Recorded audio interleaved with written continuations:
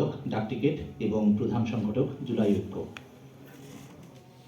আমরা আমাদের বিশেষ অতিথির বক্তব্যের পরপরই আমরা নামাজের বিরতিতে যাব। আমরা মাগরিবের নামাজের পরেই আমাদের আজকের অনুষ্ঠানের সম্মানিত প্রধান অতিথি জনাব ডক্টর মাহমুদুর রহমান, সম্পাদক দৈনিক আমার দেশ, তিনি আমাদের মাঝে এসে উপস্থিত হবেন এবং আমরা আমাদের নামাজের বিরতির পর পরবর্তী সেশনটা আমরা শুরু করব। মঞ্চে আসছেন মুন্সিবুর রহমান মাহমুদ।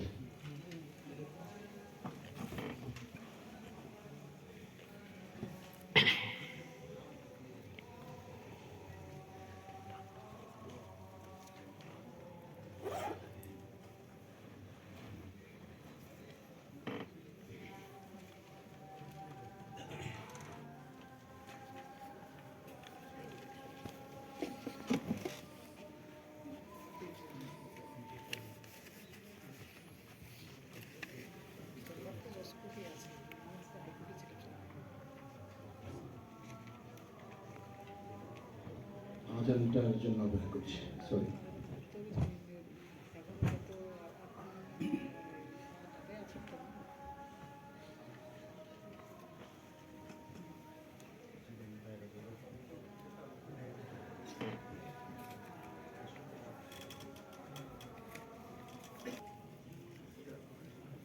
আসসালামু আলাইকুম রহমতুল্লাহ বরকাতুহু। দুঃখিত, যখন ঘোষণা দেওয়া হচ্ছিল একজন আজানের জবাব দেন তখন আমি শুরু করেছিলাম, তারপরে আমার নাম ডাকা হলো, সেখানে মূলত আমি জবাবটা শেষ করলাম। মঞ্চ উপবিষ্ট সম্মানিত সভাপতি, আজকের এই অনুষ্ঠানের প্রধান অতিথি এখনো আসেননি, যে সমস্ত অতিথিবৃন্দ এসেছেন এবং যারা আসবেন, এবং সামনে সুধীবৃন্দ, আসসালামু আলাইকুম রহমতুল্লাহি ওয়া বারাকাতুহু। আমাদের আজকের আলোচনার যে বিষয়, নজরুল থেকে হাদি, আজাদির লড়াই।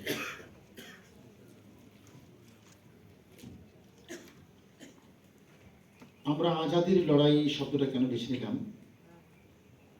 কিংবা এখনো আমাদের কেন আজাদির লড়াই চালিয়ে যেতে হচ্ছে,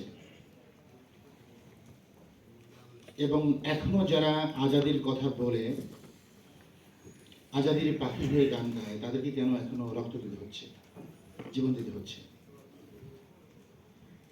এটা একটা বড় প্রশ্ন, যেহেতু আমরা বলি আমরা স্বাধীন বাংলা, আমরা স্বাধীন বাংলাদেশে বসবাস করছি। আমরা বলি 47 সালে স্বাধীনতা অর্জন করেছি, আমরা বলি 71-এ আমরা আবারও স্বাধীন হয়েছি, পরিপূর্ণ স্বাধীন হয়েছি। এরপরে আবার আমরা বলছি 24-এ আমরা আবারও পরিপূর্ণ স্বাধীনতা অর্জন করেছি। তারপরেও আমাদের এখন বলতে হচ্ছে নজরুল থেকে হাদি, আজাদির লড়াই। নজরুল অতীত হয়েছে, হাদি অতীত হয়ে গিয়েছে, তার জীবন নিয়ে অতীত হয়েছে, কিন্তু তারা আমাদের মাঝে এখনো বেঁচে আছেন। কিন্তু আজাদির লড়াই এখন আমাদের মাঝে চলমান। এটার কারণ কি? এটা দায় কার? ব্যর্থতা আমাদের কোথায়? যেহেতু নজরুলের কথা দিয়ে শুরু করা হয়েছে, আমি তারা আগে যেতে পারতাম। আমাদের আজাদির লড়াই কোত্থেকে আমাদের গোলামীর দাসখত শুরু হয়েছে, বা কখন থেকে আমাদেরকে গোলাম করে রাখা হয়েছে, সে বিষয়গুলো নিয়ে আলোচনা করতে গেলে সময় দীর্ঘ হয়ে যাবে। এখানে বোদ্ধা আলোচকরা রয়েছেন, বরং আমি তাদের আলোচনা শুনতেই বেশি পছন্দ করব। যেহেতু নজরুল থেকে কথা শুরু হয়েছে, আমি একটু সমালোচনা করি। আজকে আমরা নজরুলকে হিরো বলছি, আজাদের মহান নায়ক বলছি, কিন্তু নজরুল যখন আমাদের আন্দোলন শুরু করেছিলেন, তখন আমরা নজরুলের সাথে কি ব্যবহার করেছিলাম আমাদের কি মনে আছে? আমাদের এই দেশের, আমাদের উপমহাদেশের আলেম সমাজ, বুদ্ধিজীবী বৃন্দ, সমাজের উচ্চ শ্রেণীর মানুষগুলো নজরুলকে কিভাবে একঘরে করে দিয়েছিল?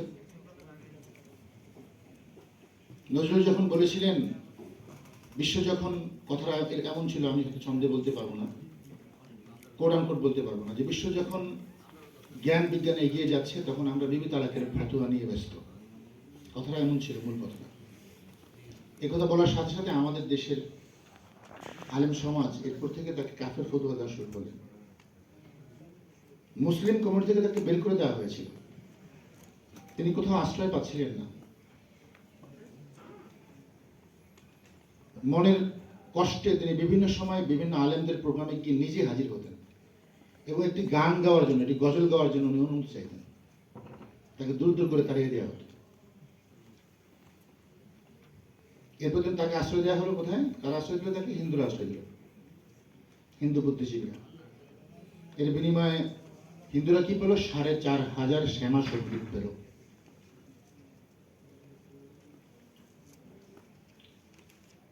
একটু ভাবুন, আমরা যদি নজরুলকে এভাবে তাড়িয়ে না দিতাম, তাহলে ওই 4,500 সঙ্গীত হয়তো আজাদের জন্য হতে পারত, ইসলামের জন্য হতে পারত। নজরুল একটা অভিভাষণ লিখে গিয়েছেন, আপনাদের মনে আছে কিনা জানি না। নজরুলকে আমরা শুধু আমাদের সাহিত্যে বাঁচিয়ে রেখেছি, তাও একটা অংশ। আরেকটা অংশ কবি হিসাবে যাকে পূজা করছি আমরা, আমি নাম মেনশন না করি, আপনারা খুব ভালো করেই জানেন। তো সে কষ্ট নজরুল বলেছিল, আমি যেদিন চলে যাব সেদিন হয়তো বা বড় বড় সভা হবে, কত প্রশংসা, কত কবিতা বেরোবে হয়তো আমার নামে। দেশপ্রেমী, ত্যাগী, বীর, বিদ্রোহী, বিভীষণের পর বিভীষণ টেবিল ভেঙে ফেলবে থাপ্পড়ে মেরে বক্তার পর বক্তা। এই অসুন্দরের শ্রদ্ধা নিবেদনের প্রার্থর দিনে বন্ধু তুমি যেন যেও না। যদি পারো চুপটি করে বসে আমার অলিখিত জীবনের কোনো একটি কথা স্মরণ করো। তোমার ঘরের আঙিনায় বা আশেপাশে যদি একটি ঝরা পায়ে পেশা ফুল পাও, সেইটিকে বুকে চেপে বলো, বন্ধু আমি তোমাকে পেয়েছি। কতটা অভিমান নিয়ে তিনি কথা বলেছেন। একটি ঝরা ফুল, পায়ের পেশা ফুল যদি তুমি পাও, তাহলে ওটাকে হাতে নিয়ে বলো, বন্ধু আমি তোমাকে পেয়েছি। আমরা কালের খেয়ায় আমাদের বিপ্লবীদেরকে এভাবেই পায়ে পিষে শেষ করে দিই। ওসমান হাদি এতদিনে শেষ হয়ে যেতেন যদি না মাঝখানে একটি জুলাই বিপ্লব না হতো। জুলাই বিপ্লবের পর ওসমান হাদি কণ্ঠ উঁচু করেছেন, তার আগে উঁচু করেছেন, তখন কিন্তু আমরা তাকে সেইভাবে চিনিনি। কিন্তু জুলাই বিপ্লব এমন একটি প্রজন্ম তৈরি করে গিয়েছেন যারা দিনে রাত্রে সবসময় আজাদির জন্য জেগে থাকে। আর সে কারণেই ওই বিপ্লবীদের কারণেই এখনো ওসমান হাদি জেগে আছে, ওসমান হাদি বেঁচে আছে। কিন্তু চেষ্টার পর চেষ্টা, ষড়যন্ত্রের পর ষড়যন্ত্র চলে যাচ্ছে কিন্তু ওসমান হাদিকে মেরে ফেলার জন্য। ওসমান হাদির আমার বন্ধু ছিলেন, অত্যন্ত ঘনিষ্ঠ বন্ধু ছিলেন। যদিও সে বয়সে আমার জুনিয়র, কিন্তু তাকে বন্ধু এবং আপনজন করে নিতে আমি দেরি করিনি। আজকে মঞ্চে ওসমান হাদির বড় ভাই বসে আছেন, তাকে ওসমান হাদির বড় ভাই হিসেবে পরিচিত করে দেয় অনেকেই। আমি তার চেয়ে বেশি পরিচিত করছি, তিনি একজন সংগঠক এবং তিনিও একজন বিপ্লবী এবং একজন পৃষ্ঠপোষক। ওসমান হাদির গড়ে ওঠার পিছনে তার ব্যাপক ভূমিকা আছে। আমি তাকে শ্রদ্ধা না জানিয়ে পারছি না আলাদাভাবে। তো সেই ওমর হাদিব এখানে উপস্থিত হয়েছেন, আমাদের আহ্বানে তাকে ধন্যবাদ জানাচ্ছি। আমি শুধু একটি গল্প বলবো ওসমান হাদির। একদিন হঠাৎ করে রাতের বেলা ওসমান হাদি বলল, বুরহান ভাই চলেন, ভাল লাগছে না, একটু কোথাও যাই। তখন আমাদের ইনকিলাবের অফিস ছিল না। আমরা যখন বসতাম তখন টিএসসির সামনের ফ্লোরে বসতাম, সেখানে বসেই পরিকল্পনা হতো, আন্দোলনের চিন্তা ভাবনা হতো। আর আরেকটা জায়গা ছিল ওসমান হাদির বাসার ছাদ, নিজের বাসার ছাদ। তো হঠাৎ করে সেদিন আমার গাড়িতেই আমরা যাচ্ছি, চলে গেলাম মাওয়া যাওয়ার পুরো পথটায় তিনি ইনকিলাব কালচারাল সেন্টারের পুরো প্ল্যানটা আমার সামনে উপস্থাপন করলেন। কিন্তু তিনি সাহস পাচ্ছেন না, যেহেতু এখানে কিছু টাকা খরচ হবে। আমার কাছে মনে হলো আমারই স্বপ্নটা তিনি আরো অনেক সুন্দরভাবে সাজিয়ে আমার সামনে উপস্থাপন করলেন। আমি এই স্বপ্ন দেখে আসছি বহু আগ থেকে। আমার তখন মনে হলো যে এই লোকের পক্ষে সম্ভব। ইতিপূর্বে বহু উদ্যোগ নিয়েও ব্যর্থ হয়েছি, হতাশ হয়েছি। আমরা কথা বলতে পারি বেশি, বক্তব্য মারতে পারি বেশি, কিন্তু কাজের লোক আমাদের মধ্যে খুবই কম। কিন্তু ওসমান যে কাজের ছিল এটা বুঝতে পেরেছিলাম আমি তারও আগে। তার সাথে যখন আমরা বিভিন্ন বিভাগে সফর করছিলাম তখন আমি এই ছেলেটাকে পুরো সফরে একটা দিন খুব ভালো মানের কোনো খাবার খাওয়াতে পারিনি। সে তার জীবনের জন্য নির্ধারণ করে নিয়েছিল খুবই সাধারণ জীবনযাপনের একটি সংস্কৃতি। তাকে জোর করেও অন্য কেউ চাই ভালো কোরমা পোলাও খাওয়াতে পারতেন না। আমরা দীর্ঘ সফর করে খুবই ক্লান্ত খুলনা গিয়ে বসলাম। আমার কাছে মনে হলো ওর জন্য একটু রেস্ট দরকার। আমি 5 স্টার একটা রুম বুকিং দিয়ে আমি বললাম যে তুমি শুধু 2টা ঘন্টার জন্য একটু রেস্ট নাও, যে সময়টুকু পেয়েছো। সে আমাকে সরাসরি অপমান করলেন না বা লজ্জা দিলেন না। সে আমাকে বললো আপনি যান, প্রথমে ঢুকেন, আপনি একটু আপনি রেস্ট নেন আগে। আপনি যেহেতু আমি নিজে ড্রাইভ করছিলাম আমার গাড়ি, যেহেতু তাকে পাশে বসিয়ে গল্প করতে করতে যাচ্ছিলাম, আপনি একটু রেস্ট নেন, আমি একটু পরে এসে আপনাদের রেস্ট নেব।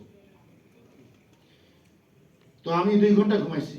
ঘুম থেকে উঠে আমি দেখি ওসমান হাদি নাই আমার রুমে, বই রুমে নেই। আমার সহকারী যে তাকে ডাকলাম, বললাম সে কি খাওয়া দাওয়া করছে? জি ভাই খেয়েছে। কি খাইছে? কলা এবং রুটি। দীর্ঘ সময় এই টিমটা শুধু কলা এবং রুটি থেকে খেয়েই আন্দোলন পরিচালনা করতেন। 3 বেলার মধ্যে হয়তো 1 বেলা ভাত খেতেন, খুবই ডাল ভাত, সামান্য একটু মাছ, এটা দিয়ে। তো আমি বললাম যে কেন সে আসলো না, সে কি বিশ্রাম নেয়নি? বলে হ্যাঁ বিশ্রাম নিয়েছে। কিভাবে নিয়েছে? মসজিদের বারান্দায় 5 মিনিট বিশ্রাম নিয়েছে। সে সিদ্ধান্ত নিয়েছে সে 5 স্টারে ঘুমাবে না। কিন্তু এমন না যে ওসমান হাদি খুবই অসচ্ছল পরিবারের সন্তান। এখানে তার বড় ভাই আছেন, অনেক বড় ব্যবসায়ী। তার সবচেয়ে বড় যিনি তিনি একটা মাদ্রাসার প্রিন্সিপাল। পারিবারিকভাবে তারা সচ্ছল ফ্যামিলির সন্তান। ওসমান হাদি এতটা মেধাবী ছিলেন যে তার ছাত্র জীবনী সে একটি বই লিখে যে পরিমাণ সম্মানী করিয়েছেন, তা দিয়ে ঢাকা শহরে মিলেছিল এখনো জমিও করে করেছেন। সে কিন্তু অসচ্ছল ব্যক্তি ছিলেন না। কিন্তু বিপ্লবের জন্য সে নিজেকে প্রস্তুত করেছে এমন ভাবে যে একজন বিপ্লবী হতে হলে আমাকে আরাম আয়েশ করা যাবে না, আমাকে জীবন দিতে হবে, আমাকে মরতে হবে, শহীদ হতে হবে। এটা জেনে বুঝেই তার জীবনের সেই সংগ্রাম তিনি বেছে নিয়েছেন। আমরা কিন্তু শুধু টেবিল চাপড়াই, বক্তব্য দিই। যাই হোক, আমি অত বিস্তারিত কথায় যাব না। তো আমরা ওসমান হাদিকেও হয়তো একঘরে করে দিতাম, কিন্তু মাঝখানে একটা জুলাই বিপ্লব হওয়ার কারণে হয়তো সেটা আমরা পারিনি। আর যে কথাটা আমি বলবো, জুলাই আমাদেরকে অনেক কিছু দিয়েছে, কিন্তু সেটা আমরা ধরে রাখতে পারিনি। একটা প্রজন্ম আমাদেরকে দিয়েছে যারা প্রহরীর মতো এখনো বাংলাদেশের প্রত্যেকটা পর্বে পাহারা দিচ্ছে। 17 বছরে বাংলাদেশের প্রত্যেকটা প্রান্তে, প্রত্যেকটা ভাজে এমন ভাবে দালাল সেট করা হয়েছে, এমন ভাবে ষড়যন্ত্র সেট করা হয়েছে, এমন ভাবে গুপ্ত ঘাতক সেট করা হয়েছে, এমন ভাবে দালাল সেট করা হয়েছে যে তাদেরকে উৎখাত করা এত সহজ নয়। এখনো আমাদের এই দেশের প্রত্যেকটা বিভাগে প্রত্যেক ডিপার্টমেন্টে, প্রত্যেকটা পরতে কারেন্টের জালের মতো সেই ফাঁদ বিদ্যমান। এই বিদ্যমান ব্যবস্থার মধ্যে আমরা ছোটবেলায় একটা মুভি দেখেছিলাম, নাম টার্মিনেটর 2। আপনারা অনেকে দেখেছেন, হয়তো অনেকেই দেখেছেন টার্মিনেটর 2। এই মুভিতে আমরা দেখতাম যে ভিলেনটা, সেই ভিলেনটা কোন একটা মহাজাগতিক ভিলেন, সে চলে আসছে এক জায়গা থেকে। তাকে যতই হিরো মারতেছে, সে তাকে যখন গুলি করা হচ্ছে সে ভেঙে চলে শেষ হয়ে যাচ্ছে, একটু পরেই সে আবার জোড়া লাগতেছে। যারা দেখেছেন তারা হয়তো বলতে পারবেন। একটু পরেই তার ওই ধাতব পদার্থগুলো জোড়া লেগে সে আবার জীবিত হয়ে উঠছে, সে আবারও নায়কের পেছনে ধাওয়া করছে। আমাদের বাংলাদেশে গত 17 বছরের ফ্যাসিস্ট রেজিম এবং যে শত্রু রাষ্ট্রের ব্যবস্থাপনা কায়েম হয়েছে, সেই শত্রু রাষ্ট্রের এই ব্যবস্থাপনাটা ঠিক তেমনই ভাবে এই জুলাই বিপ্লবের পরে ভেঙে চলে শেষ হয়ে গেলেও আমরা যখন মনে করেছি, আবার দেখছি সেই টার্মিনেটর 2 মুভির মতো আবার প্রত্যেকটা কম্পোনেন্ট আবার এক হয়ে আবার তারা ডিপ স্টেটে ভূমিকা রাখছে, পেছন থেকে রাষ্ট্র পরিচালনা করছে। শুধুমাত্র একদল তরুণ, একটা জেনারেশন জেগে আছে বাংলাদেশটাকে পাহারা দেওয়ার জন্য। তারই একজন ছিলেন ওসমান হাদি। তো আমরা আশা করছি ওসমান হাদির পরে, ওসমান হাদির এই চেতনা এবং রক্তের বিনিময়ে আরো লক্ষ হাদি জন্মগ্রহণ করবে। আমরা সেটা বলছি, 1 হাদি লোকান্তরে লক্ষ হাদি ঘরে ঘরে। কিন্তু ওসমান হাদি হওয়া এতটা সহজ নয়। এটা বোঝানোর জন্যই আমি তার জীবনের একটা অংশ, একটা প্র্যাকটিস শুধু আপনাদেরকে বললাম। আমি ওই দিন যে বললাম, গাড়িতে যখন আমাকে সে কালচারাল সেন্টারের কথা বললো, তখন আমার কাছে যখন মনে হলো যে এই স্বপ্ন, যেহেতু আগে এই বিষয়গুলো দেখেছি আমি, অর্থের কোনো লোভ নেই, জীবনটাকে এভাবে তৈরি করেছি, তখন আমি বলেছি আপনিই পারবেন। আপনি এই সেন্টার করার জন্য যদি আমার সব কিছু বিক্রি করে দিতে হয়, আমি বিক্রি করে দেবো, তবুও করতে হবে। সে সাহস পাচ্ছিল না, এত টাকা ভাড়া, একটা অফিস মেনটেন করতে হবে, এই করতে হবে, সেই করতে হবে। তো আলহামদুলিল্লাহ আমি কমিটমেন্ট ব্যক্ত করেছি, কিন্তু আমাদের তেমন কিছু করতে হয়নি। ওসমান হাদি যেখানে নেমেছে সেখানে আল্লাহর রহমত নাজিল হয়েছে। আমি যে কমিটমেন্ট করেছি তার 100 ভাগের 1 ভাগও আমাকে বা আমাদের ওমর হাদি ভাইদেরকে করতে হয় না। ওসমান হাদির সেই যোগ্যতা ছিল, সে নিজেই তার রক্ত এবং ঘামের বিনিময়ে কালচারাল সেন্টার প্রতিষ্ঠা করেছে। একটা সংগ্রাম শুরু হয়েছে, একটা সংগ্রাম সামনে দিকে এগিয়ে যাচ্ছে। প্রশ্ন হচ্ছে আমরা কতটা সেই সংগ্রামের সাথী হতে পারবো, আর সেই সংগ্রামের সাথী হওয়ার জন্য আমরা কি সেই প্র্যাকটিস আমাদের জীবনে করছি কিনা। আমি ওসমান হাদির একটি কবিতা আবৃত্তি করব, করে আমি শেষ করে দেব। আমি আর কথা বাড়াবো না। ওসমান হাদি একটা কবিতা লিখেছেন, পাপের কাছে প্রার্থনা।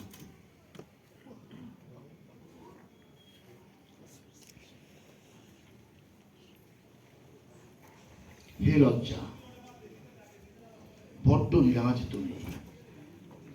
হে লজ্জা, বড্ড নিরাজ তুমি, তাড়িয়ে দিয়েছ আমার একটি শিবিরের রাত।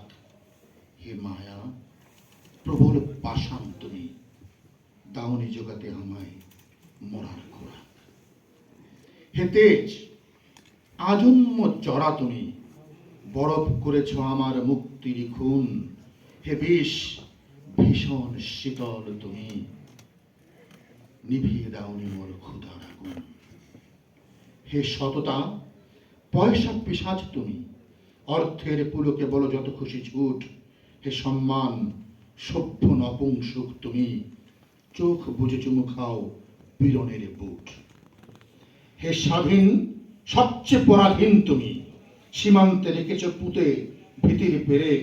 হে সত্য, তুমুল মিথ্যা তুমি, আগ্রাসনে বর্গা দিয়েছ আপন বিবেক।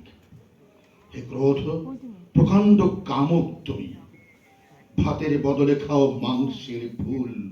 হে আমি, ভীষণ স্বার্থান্বেষী তুমি, সুখের নেশায় দাস মেনেছ কবুল। হে হত্যা, হে ধ্বংস, হে মহাপাপ, পুণ্যে আমার অন্ন হয়নি, তাও নেই অনুতাপ।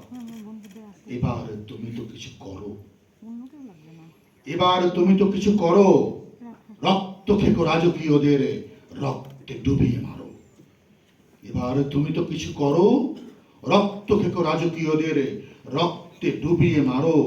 কপটতাহীন পাপের কাছে এ আমার অভিশাপ।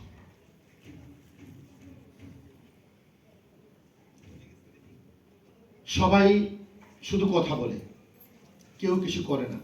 যারা করে তারা ক্ষণজন্মা। ওসমান হাদি তেমনি একজন ক্ষণজন্মা বিপ্লবী, কিন্তু তার বিপ্লব গোটা বিশ্বময় এক নতুন আইডলের জন্ম দিয়েছে। আমরা দেখতে পাচ্ছি আজকের তরুণ এবং যুবক সমাজের বুকে বুকে, মুখে মুখে, বুকের জমিনে ওসমান হাদির নাম এবং ছবি। ওসমান হাদি বেঁচে থাক তার বিপ্লব, এবং তার এই স্বপ্নের পথে আমরা যেন প্রকৃত আজাদি খুঁজে পাই, সেই প্রত্যাশা রেখেই আমি আমার কথা শেষ করছি। সকলকে ধন্যবাদ। আসসালামু আলাইকুম রহমতুল্লাহ।